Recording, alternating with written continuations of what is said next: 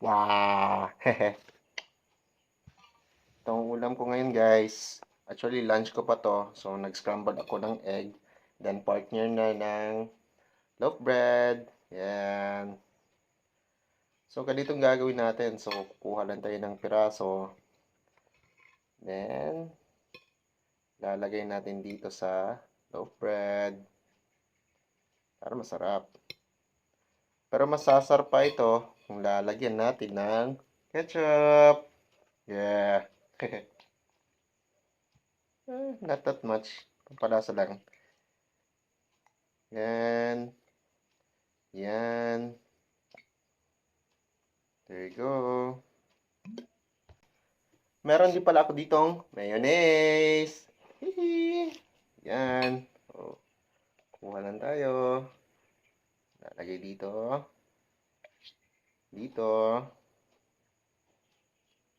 And then, space.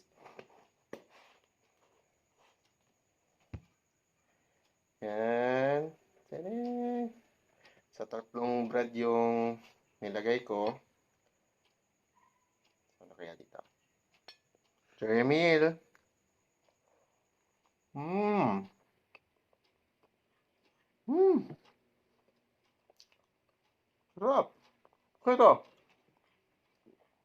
Happy lunchtime sa mga hindi pa nakakain. Mmm. Mmm. Oh yeah. Mmm. Mmm. Dagdagan natin ng itlog.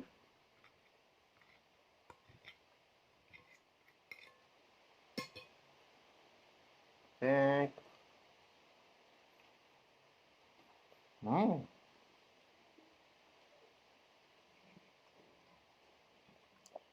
Mmm.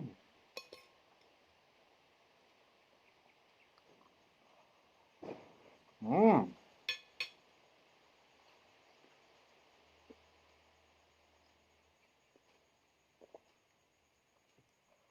Mmm. Sobrang sarap.